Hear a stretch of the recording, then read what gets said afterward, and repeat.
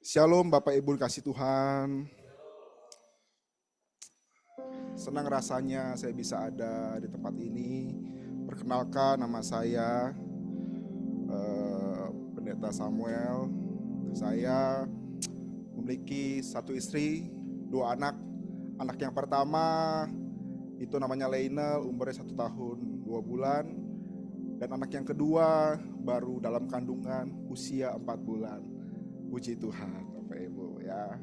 Dan saya mengembalakan di GBI Lewi Grand Galaxy Park Mall yang ada di Galaxy. Dan saya mengembalakan dari tahun 2023, lalu kami membuka tempat di Bekasi Junction, dan bulan Juni 2024 kami pindah, dan umur gereja yang di GGP itu baru usia 4 bulan. Tapi Tuhan percayakan total jemaat minggu kemarin tuh udah 120 jiwa. Kita berikan tepuk tangan yang meriah untuk kita Tuhan Yesus. Boleh nggak dikencangin sedikit monitornya? Nah Bapak Ibu, saya juga anak mantu dari Pendeta Dharma, Bapak Gembala kita, Pak Dharma. Saya rasa saya ini bukan orang yang hebat, saya bukan orang yang mampu, tapi saya bisa melayani itu semua karena anugerah Tuhan dan kehidupan saya Bapak Ibu. Nah Bapak Ibu, mari kita buka firman Tuhan. Boleh ya. Kuasa firman dalam kehidupan orang percaya, Roma 6 ayat 63 berkata, rohlah yang memberi hidup, daging sama sekali tidak berguna. Perkataan-perkataan yang kukatakan kepadamu adalah roh dan hidup. Untuk generasi sekarang memang banyak orang bermain judi, ya, bermain pinjol, karena mereka lebih memilih perkara-perkara daging. Jadi kehidupannya hancur Bapak Ibu. Tetapi orang yang berpegang kepada firman Tuhanlah yang akan melakukan perkara-perkara yang besar dalam kehidupan kita. Katakan amin. Nah, boleh next. Ya. Orang baik, Amsal 13 ayat 22 berkata, orang baik meninggalkan warisan bagi anak cucunya, tetapi kekayaan orang berdosa disimpan bagi orang benar. Nah, Bapak Ibu, kalau kita melihat kata warisan dalam bahasa Inggris itu menjadi dua, yaitu legacy and inheritance. Legacy itu artinya warisan Bapak Ibu. Inheritance itu artinya warisan kekayaan, dan legacy itu nilai-nilai kehidupan, standar moral dan etika Bapak Ibu. Nah, siapakah yang didefinisikan orang baik dan orang benar? Saya percaya orang baik dan orang benar mereka yang mempersiapkan warisan bagi anak cucunya. Katakan amin. Nah, pada waktu Yakub itu meninggal Bapak Ibu, ya, ia mengumpulkan anak-anaknya, ada 12 anak. Dan saat Yakub mati, Yakub memberkati 12 anaknya. Memberikan berkat, melepaskan berkat kepada anak-anaknya. Dan dia memberkati anak-anaknya dengan berkat yang dia peroleh, ya, dari Allah yang sama, sehingga keturunan daripada keturunan Yakub atau Israel diberkati oleh Allah yang sama Bapak Ibu. Bapak Ibu yang dikasih oleh Tuhan, tahukah Anda bahwa warisan dalam bentuk kekayaan itu tidak selamanya baik? Ada berapa banyak kita melihat warisan dalam bentuk kekayaan terjadi, ya, saat diberikan pada anak cucunya, terjadi pertikaian, terjadi perselisihan, terjadi pertengkaran setelah warisan itu diberikan Bapak Ibu, ya. Tetapi Pengkhotbah 7 ayat 12 berkata, karena perlindungan hikmat adalah seperti perlindungan uang, dan beruntunglah yang mengetahui bahwa hikmat memelihara hidup pemilik-pemiliknya Bapak Ibu. Nah, perlindungan itu bukan hanya kepada nilai-nilai inheritance atau warisan kekayaan, tetapi hikmatlah yang memelihara hidup pemiliknya. Katakan amin. Dengan jelas Alkitab mencatat perlindungan terhadap anak cucu bukan hanya perlindungan uang Bapak Ibu, tetapi hikmat dan kebajikan yang akan memelihara hidup anak-anak kita, anak-anak JC, anak-anak youth di tempat ini, yang menjadi benteng perlindungan bagi masa depan anak-anak kita. Siapa yang rindu anak-anaknya dipakai Tuhan dengan dahsyat? Bukan pada warisan kekayaan Bapak Ibu, bukan pada warisan diberikan mobil, diberikan rumah, diberikan usaha segala macam. Tetapi berikanlah anak-anak kita yaitu hikmat dan kebajikan. Katakan amin. So pertanyaannya, dari mana datangnya hikmat? Amsal 2 ayat 6 berkata, ya, karena Tuhanlah yang memberikan hikmat, dari mulutnya datang pengetahuan dan kepandaian. Jadi kuasa firman Tuhan itu benar-benar berkuasa Bapak Ibu. Kalau kita baca, ya. Jadi Tuhanlah yang berikan hikmat, dari mulutnya datanglah pengetahuan. Saya percaya saat kita melakukan firman Tuhan, kita membaca firman Tuhan, dan kita melakukan, anak-anak kita pun juga akan melakukan. Katakan amin. Next. Nah, peran orang tua dan masa depan bagi anak-anak. Saudara, dalam Mazmur 128 ayat 1 sampai 3, maka ada janji Tuhan yang luar biasa. Ya, Mazmur 128 termasuk nyanyian ziarah dan nyanyian doa. Berkata, ya saya bacakan Bapak Ibu. Berbahagialah setiap orang yang takut akan Tuhan, yang hidup menurut jalan yang ditunjukkannya. Yang ketiga, istrimu akan menjadi pohon anggur yang subur dalam rumahmu, anak-anakmu seperti tunas pohon zaitun di sekeliling mejamu Bapak Ibu. Nah, Tuhan janji Bapak Ibu, Tuhan janji waktu saya dan saudara hidup takut akan Tuhan, hidup takut akan Tuhan, dan kita melakukan kehendak Tuhan, maka Tuhan akan menunjukkan jalan-jalannya kepada kita. Katakan amin. Kalau nggak takut akan Tuhan, bagaimana Tuhan ingin menunjukkan jalan bagi kita Bapak Ibu? Kuncinya hiduplah takut akan Tuhan. Ya, maka saat kita hidup sebagai orang tua takut akan Tuhan, kita nggak perlu intervensi anak-anak kita Bapak Ibu. Nggak perlu cewek-cewek lah bahasanya ya. Mengubah banyak peraturan dalam rumah. Ya, karena pada waktu kita hidup benar, ya Tuhan akan memberkati suami dan istri. Katakan amin. Dan Tuhan akan memberkati keturunan kita. Mazmur 37 ayat 25 sampai 26 berkata, kita baca sama-sama amin. Ya, yang bawah nih 25. 1, 2, 3. Dahulu aku muda, sekarang telah menjadi tua. Tetapi tidak pernah kulihat orang benar ditinggalkan, atau anak cucunya meminta roti. Ayat 26. Tiap hari ia menaruh belas kasihan dan memberi pinjaman, dan anak cucunya menjadi berkat Bapak Ibu. Daud memiliki kesaksian. Ya, sekarang aku muda dan aku telah menjadi tua. Keturunanku, anak cucuku tidak pernah meminta-minta roti. Ia menaruh belas kasihan dan memberi pinjaman, dan anak cucunya menjadi berkat Bapak Ibu. Bagaimana kita bisa memiliki keturunan yang diberkati Tuhan? Simple. Hiduplah takut akan Tuhan. Katakan amin. Hiduplah berjalan dengan Tuhan. Hiduplah bagi orang benar. Lakukanlah sebagaimana mestinya Bapak Ibu. Ya, sehingga keturunan kita akan menjadi berkat bagi banyak orang. Pada dulu saya masih SD Bapak Ibu, ya. Setiap kali saya berangkat sekolah, papa saya itu selalu doakan, Samuel, engkau anak yang diberkati Tuhan, engkau akan dipakai Tuhan, engkau akan diberkati Tuhan, engkau akan dipakai Tuhan. Dan itu terjadi Bapak Ibu pada hari ini Bapak Ibu. Tuhan percayakan saya mengembalakan di GGP. Itu bukan karena saya hebat, bukan karena saya anak mantu daripada Arma Bapak Ibu, bukan. Tapi karena saya dari masa kecil, orang tua saya memberkati. Saya percaya Bapak Ibu, saat kita sebagai orang tua memberkati anak kita, maka anak kita akan dipakai Tuhan dengan dahsyat dan luar biasa. Kita berikan tepuk tangan yang meriah untuk Tuhan kita, Tuhan Yesus. Katakan amin Bapak Ibu.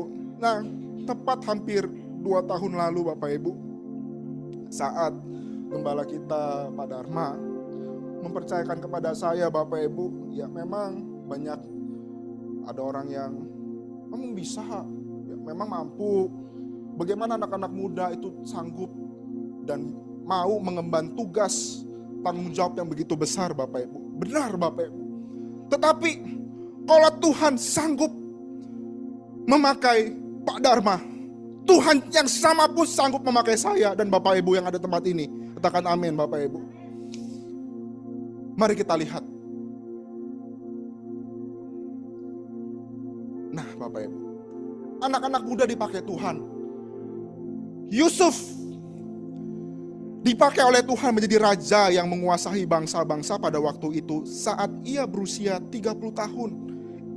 Inilah riwayat keturunan Yakub Yusuf, tak kala 17 tahun.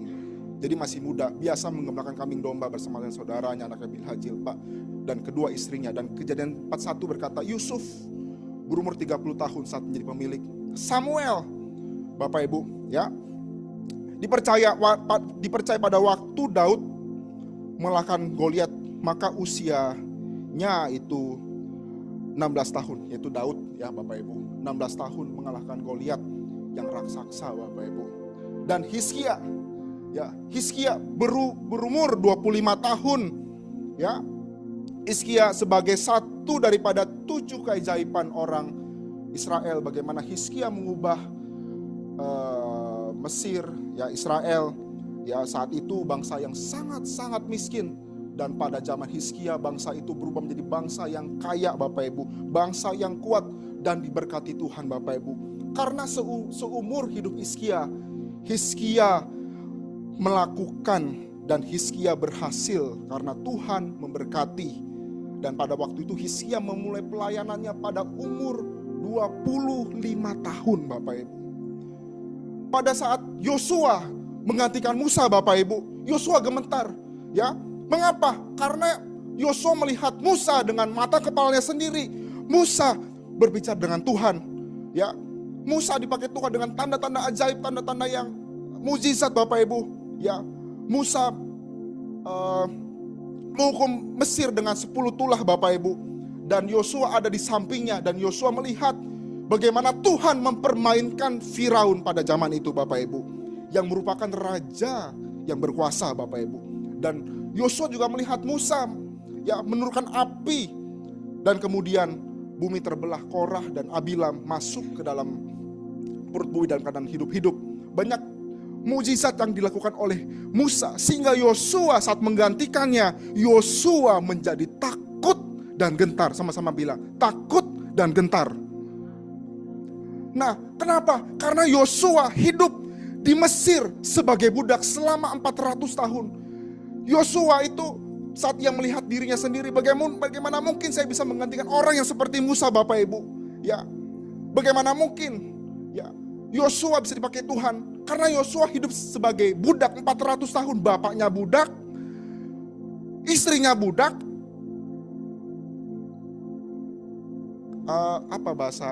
kakeknya budak, kakek buyutnya budak, semuanya budak selama 400 tahun.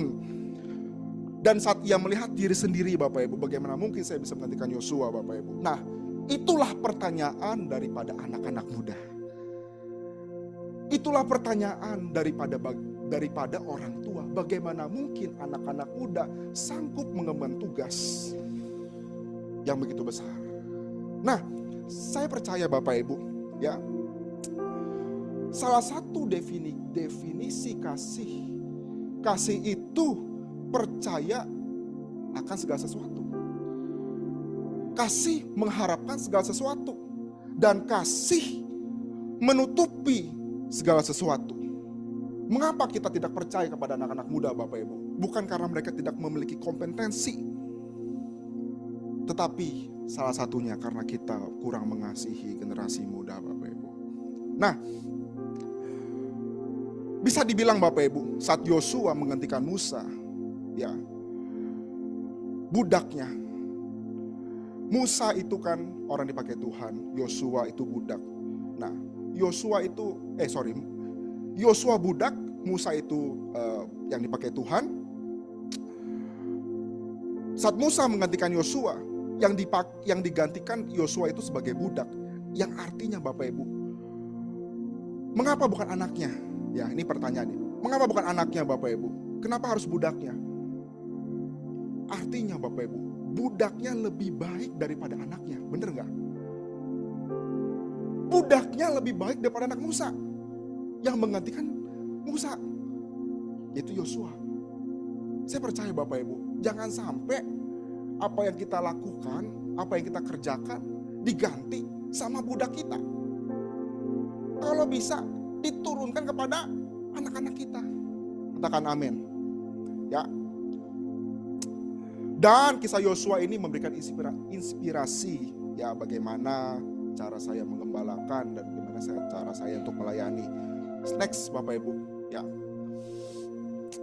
Tuhan berkata kepada Yosua dalam Yosua 1 ayat 7 berkata, hanya kuatkan dan teguhkanlah hatimu dengan sungguh-sungguh, bertindaklah hati-hati sesuai dengan seluruh hukum yang telah kuperintahkan kepadamu dan oleh hambaku Musa. Janganlah menyimpang ke kanan atau ke kiri supaya engkau beruntung kemanapun engkau pergi. Saya percaya Bapak Ibu, kalau Tuhan sanggup memakai Yosua, Tuhan sanggup membuat Yosua berhasil, ya Tuhan yang sama sanggup membuat Anda Bapak Ibu juga berhasil. Katakan amin Bapak Ibu, ya. Nah, Musa disebut sebagai a great leader, but not a good father. Musa dipakai dengan tanda-tanda ajaib, tapi Musa gagal membawa orang Israel masuk ke dalam tanah Kanaan. Tetapi siapa yang membawa orang Israel masuk dalam tanah Kanaan? Yaitu Yosua, yang adalah kacungnya. Ya. Ulangan 11 ayat 22 sampai 23 berkata, sebab jika kamu sungguh-sungguh berpegang pada perintah yang kusampaikan kepadamu dengan mengasihi Tuhan Allahmu, dengan hidup menurut segala jalan yang ditunjukkannya dan dengan berpaut padanya. Ayat 23, maka Tuhan akan menghalau segala bangsa ini dari hadapanmu, sehingga kamu menduduki daerah bangsa-bangsa yang lebih besar dan yang lebih kuat daripadamu. Bisa katakan amin Bapak Ibu? Bisa katakan amin? Nah, bagaimana Musa bisa merebut tanah Kanaan, tanah yang berlimpah susu dan madu? Ya, mereka adalah bangsa yang kuat. Mereka tidak pernah belajar berperang. Mereka tidak pernah melatih diri mereka berperang. Tetapi Yosua berhasil. Saya percaya Bapak Ibu, saat kita berpegang teguh pada firman Tuhan, saat kita tidak melihat kanan dan ke kiri, kita jalan lurus. Saat kita katakan yes, saya mau melayani Tuhan, dan engkau tidak mundur dari pelayanan Bapak Ibu, engkau tetap berjalan dalam Tuhan, saya percaya Bapak Ibu, engkau akan dipakai Tuhan dengan dahsyat dan luar biasa. Pada awal pelayanan saya Bapak Ibu di Bekasi Junction, jemaat yang Tuhan berikan hanya, Bapak Ibu, ibadah perdana Bapak Ibu, yang datang cuma 2 orang Bapak Ibu. 3 bulan berjalan, ya paling 8 orang, 10 orang. Hingga 1 tahun 6 bulan, jumlah kami ya baru 25 orang lah, 26. Belum sampai 30 Bapak Ibu. Tetapi 25 orang itu saya bilang, kamu ada tempat ini, itu ada rencana Tuhan. Dan rencana Tuhan percayakan. Itu di Grand Galaxy Park. Jiwa-jiwa datang, saya juga bingung. Dari mana? Dan bahkan ada 1 orang ya Bapak Ibu, namanya Cikosa ya. Dia ibadah tuh di Paniko, di JCC, di JIS. Dia bilang, udahlah, saya daripada jauh-jauh datang ke Paniko, ke JIS, saya beribadah di tempat ini. Saya merasakan hadirat Tuhan di gereja ini. Saya percaya Bapak Ibu, GB Lewi sedang dipakai Tuhan untuk meniwa jiwa. Dan Bapak Ibu yang ada di tempat ini melayani Tuhan, jangan mundur, katakan amin. Jalan terus sama Tuhan, pegang terus janji Tuhan. Yang percaya katakan amin. Yang percaya kita berikan tepuk tangan yang meriah untuk kita Tuhan Yesus.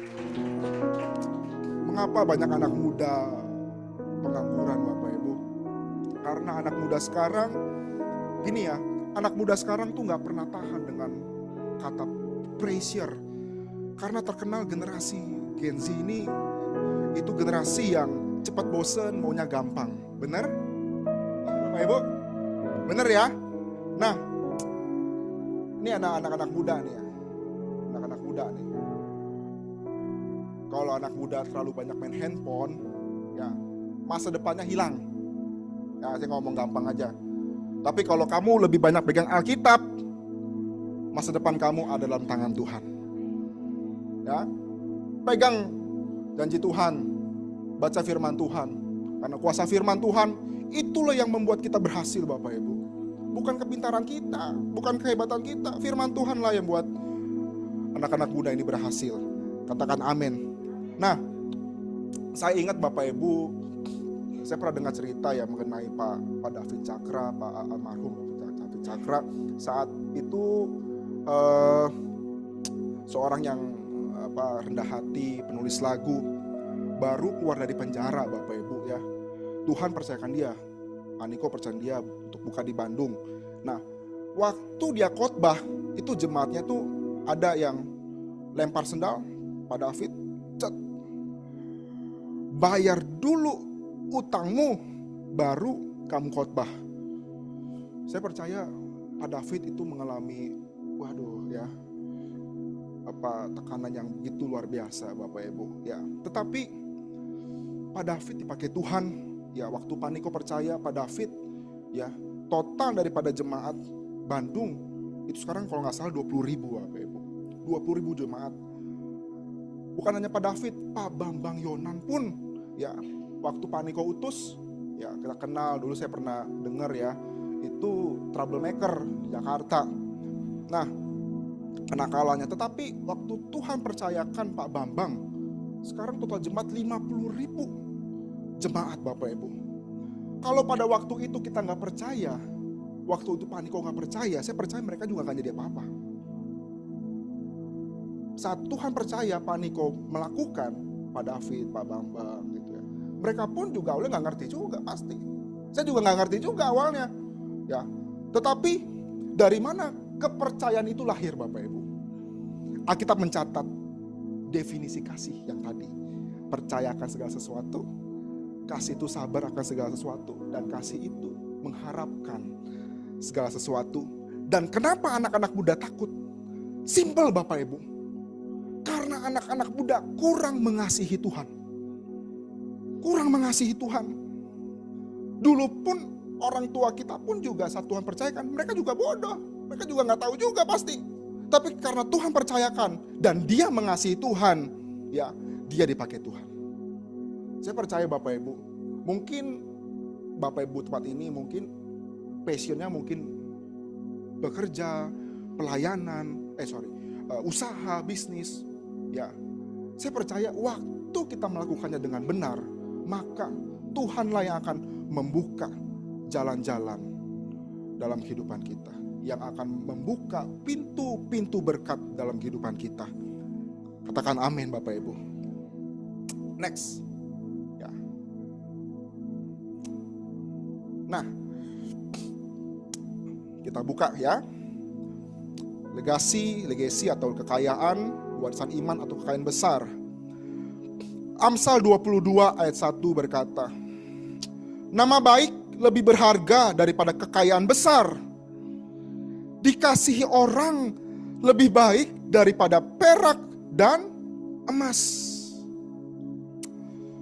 Bapak Ibu yang dikasih Tuhan, kalau kita boleh pilih, saudara lebih pilih nama baik atau kekayaan besar? Nah, saya bisa lihat nih wajah-wajahnya nih, ya. Pasti kekayaan besar ya. Saya sih yang gak mau berhasil Bapak Ibu, yang gak mau diberkati Tuhan, ya. Ya kalau kita bisa diperhadapkan ya, saya percaya ya kita kalau cara dunia ya kita akan pilih kekayaan besar. Tetapi Tuhan berkata, nama baik lebih berharga Bapak Ibu. Ya, dikasih orang lebih baik daripada perak dan emas. Tahukah Anda Bapak Ibu, ya, inheritance atau kekayaan, warisan besar itu berfungsi saat Anda hidup. Kekayaan itu berfungsi saat Anda hidup. Saat Anda mati, kekayaan itu nggak berfungsi lagi Bapak Ibu. Nah, gajah mati meninggalkan gading, harimau mati meninggalkan belang, manusia mati meninggalkan nama. Nah, bisa baik, bisa juga tidak baik. Nah, saya percaya Bapak Ibu, nama baik ya lebih berharga daripada kekayaan. Dan orang dikasihi lebih baik daripada perak dan emas.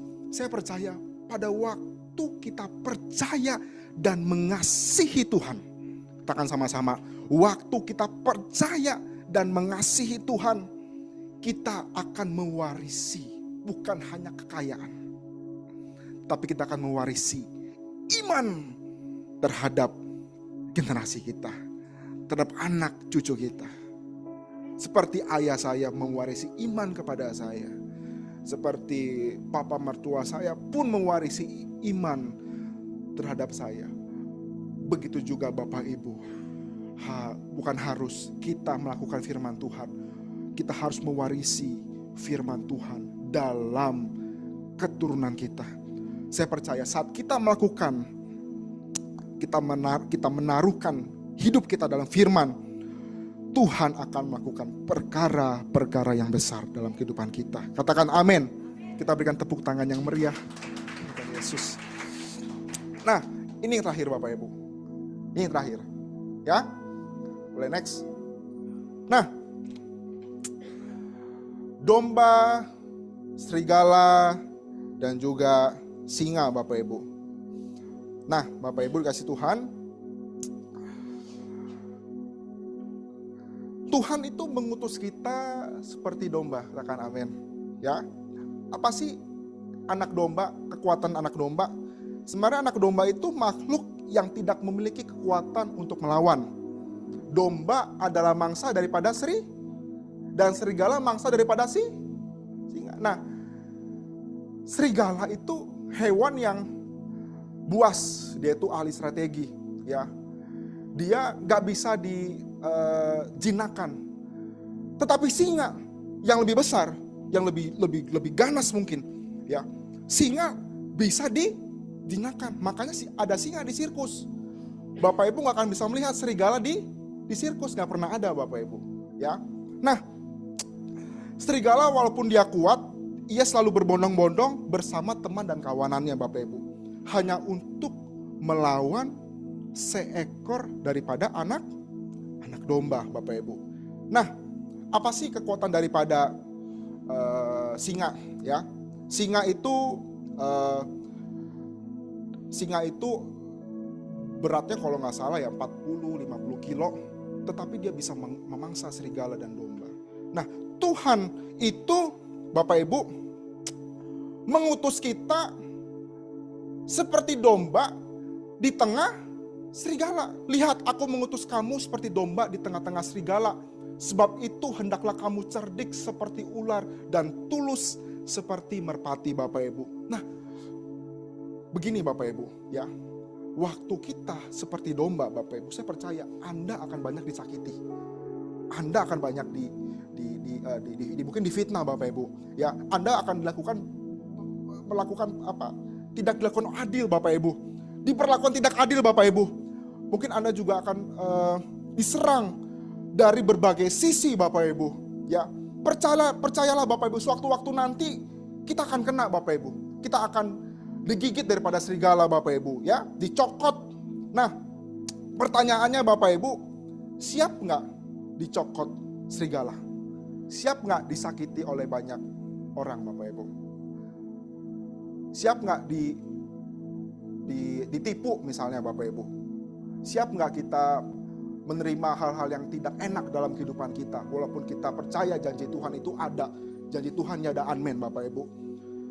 Nah, pada waktu kita diserang ya oleh serigala, Pertanyaannya, Bapak Ibu tetap jadi domba atau berubah menjadi serigala? Nah, seringkali saat kita disakiti, kita kan domba ya Bapak Ibu, amin. Kita berubah jadi serigala Bapak Ibu, kita lebih ya, kita lebih ganas. Nah, inilah yang kurang dalam value kekristenan kita Bapak Ibu. Bilang kiri kanan, tetap jadi domba ya. Kata amin Bapak Ibu ya, tetap jadi domba ya Bapak Ibu ya. Nah, akhirnya saat saya jadi domba Bapak Ibu, Tuhan tuh percayakan jiwa-jiwa lebih banyak Bapak Ibu. Tuhan berkati pelayanan GGP Bapak Ibu ya. Kuncinya Bapak Ibu, waktu kita disakiti, waktu kita dikhianati, waktu kita tidak diperlakukan adil, tetap jadi domba, katakan amin. Tetap jadi domba. Supaya apa Bapak Ibu? Waktu kita tetap berpegang teguh pada firman Tuhan, Tuhan akan memberikan kepercayaan lebih bagi kehidupan kita. Waktu kita ditipu, jangan balas. Berkat itu akan terus datang. Kekayaan itu, saat kita kejar kekayaan nih, uang itu ke kiri. Kita ke kiri, uang itu ke kanan. Jadi jangan kejar kekayaan Bapak Ibu. Kejarlah perkenanan Tuhan. Waktu Anda berkenan, saya berkenan, Bapak Ibu berkenan, dan gereja berkenan, Tuhan akan mempercayakan banyak perkara dalam kehidupan kita. Kita berikan tepuk tangan yang meriah untuk Tuhan kita, Tuhan Yesus. Oleh sebab itu, kita mengajarkan, jika ada orang ajak kamu jalan 1 mil, jalanlah 2. Kalau ada orang menampar pipi kananmu, berikan pipi kiri. Itu Bapak Ibu, itu yang harus kita pegang dalam kehidupan kita Bapak Ibu. Janganlah kamu kalah terhadap kejahatan, tetapi kalahkanlah kejahatan dengan kebaikan Bapak Ibu. Saya percaya waktu Anda melakukan kebaikan, waktu Anda tidak melakukan kejahatan, maka nama baik akan lebih berharga daripada kekayaan besar. Dikasih orang lebih daripada emas dan perak, katakan amin Bapak Ibu. Ya, percaya Bapak Ibu, Tuhan akan melakukan perkara-perkara yang besar dalam kehidupan kita. Mari kita bangkit berdiri Bapak Ibu.